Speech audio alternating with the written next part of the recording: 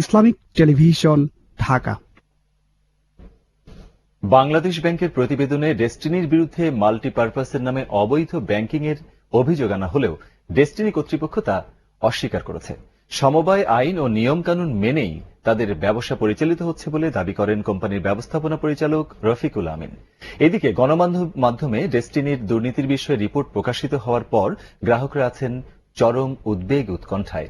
এ নিয়ে রাকিব হাসানের ধারাবাহিক রিপোর্টের আজ দেখুন দ্বিতীয় পর্ব। ক্যামেরা ছিলেন ফজলে রাব্বি। জয়েন্ট স্টক কোম্পানির নিবন্ধন নিয়ে 2001 সাল থেকে ডেস্টিনি 2000 লিমিটেড মাল্টিলেভেল মার্কেটিং ব্যবসা করে আসছে। মাত্র 11 বছরে কোম্পানিটি 37টি সহযোগী প্রতিষ্ঠানের গ্রুপ অফ কোম্পানিতে পরিণত হলেও সরকার তাদের বিরুদ্ধে কোনো ব্যবস্থা নেয়নি। বরং সরকারের মন্ত্রী, এমপি, আমলা থেকে শুরু করে বিশ্ববিদ্যালয়ের উপাচার্য পর্যন্ত ডেস্টিনির বিভিন্ন সেলিব্রেশন অনুষ্ঠানে গিয়েছেন এবং পত্রিকায় তাদের প্রশংসা করে বানিয়েও দিয়েছেন।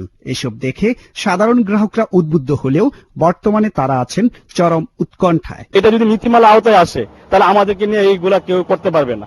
আজকে দেখেন আমরা অনেক ক্ষতিগ্রস্ত হচ্ছি। ডেস্টিনি যখন কাউকে ইনফরমেশন দেয় তখন তার ঠিক মাথার এখানে ঢুকায়, ব্রেন থেকে এটা হাড়ে নিয়ে আসে। ঢুকার পরে মানুষ বুঝতে পারে যে এটার ভিতরে কি আছে। তা আমার এখানে দুইটা কাঠমিস্ত্রি আছে, দুইটা কাঠমিস্ত্রি অশিক্ষিত, আমাদের বাড়িটারি কাজ করে, গ্রামটা কাজ করে।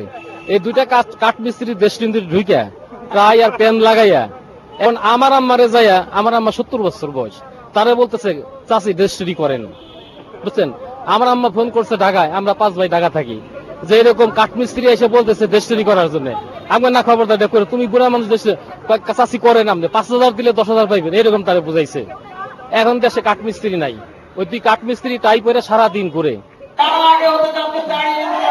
সরকার নীতিমালা প্রণয়ন করে এমএলএম কোম্পানিগুলোকে শিগগিরই নিয়ন্ত্রণের মধ্যে না আনলে আরো অনেকে ক্ষতিগ্রস্ত হতে পারে বলে আশঙ্কা করছেন প্রতারণার বিরুদ্ধে আন্দোলনরত আমিনুল ইসলাম এবং ডেস্টিনির ডায়মন্ড এক্সিকিউটিভ জাহাঙ্গীর আলম। সবাই পেপারে বিজ্ঞাপন দিয়ে বলতেছে আমরা পণ্য বিক্রি করি, তাহলে প্রতারণাটা করতেছে কারা? খুব সহজ, কোম্পানির যে ডিস্ট্রিবিউটরের যে ডাটাবেজ আছে, পণ্য সেলিং এর যে সেলস করে যে ডাটাবেজ আছে, এখানে যায় সরকারি কর্তৃপক্ষ হাত দিলেই হয় যে ডিস্ট্রিবিউটরের সংখ্যা কত, পয়েন্ট কত, স্টোর থেকে পণ্য কত টাকার বের হয়েছে এবং অ্যাকাউন্টসে কত টাকা ঢুকছে। যদি কোনো ফাঁক পাওয়া যায়, যদি কোনো গ্যাপ পাওয়া যায় টাকার, স্টোর থেকে 1 কোটি টাকা যদি পণ্য বাড়ায় আর অ্যাকাউন্টসে যদি 1.5 কোটি টাকা জমা থাকে, তাহলে বুঝতে হবে ওই কোম্পানি পণ্য বিক্রি না করে অন্য কিছু বিক্রি করতেছে। এটা পিরামিড সেলিং, এটা মানি গেম, এটা পঞ্জি স্কিম। এমএলএম ব্যবসাটাকে কিভাবে আইনের আওতায় নিয়ে এসে গভর্নমেন্ট এটাকে আইনি বৈধতার মধ্যে নিয়ে আসে, যাতে আমরা ডেস্টিনি তো আজকে 12 বছর ব্যবসা করছে, ডেস্টিনির বাইরেও কিন্তু প্রচুর কোম্পানি আছে যারা এমএলএম নামধারী, এমএলএম এর ব্যানারে কিন্তু তারা মানুষের সাথে প্রতারণা করছে। বিভিন্ন গণমাধ্যমের ডেস্টিনির বিরুদ্ধে অবৈধ ব্যাংকিং এর অভিযোগ প্রকাশিত হলেও সমবায় আইন মেনেই মাল্টিপারপাসের শেয়ার বিক্রি করা হচ্ছে বলে দাবি করেন কোম্পানির ব্যবস্থাপনা পরিচালক।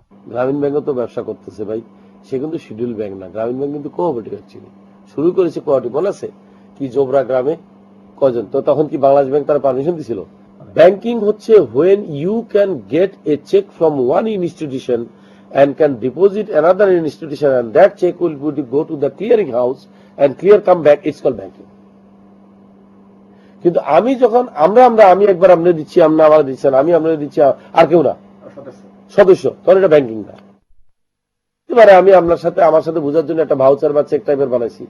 আপনার এটা যদি অন্য কোনো ইনস্টিটিউশনে এনক্যাশ না করা যায়, এটা অবৈধ না, কিন্তু আপনার এটা যদি করা যেত ব্যাংকিং। কোম্পানির প্রতি আস্থা ও প্রশিক্ষণ থাকার কারণে গণমাধ্যমের রিপোর্টের পরও কোম্পানির সেলস ভলিউম আগের মতোই স্বাভাবিক আছে বলে জানান রফিকুল আমিন। তবে নীতিমালা না হলে ইউনিপে, স্পিকেশিয়া, অ্যাফারিট্রেক, দোলেনচাল, লয়েড ভিশন, র্যাবনেক্সের মতো অদৃশ্য পণ্যের কোম্পানিগুলো দ্বারা মানুষ ক্ষতিগ্রস্ত হতে পারে বলেও জানান তিনি। Rakib Hasan, Islamic television.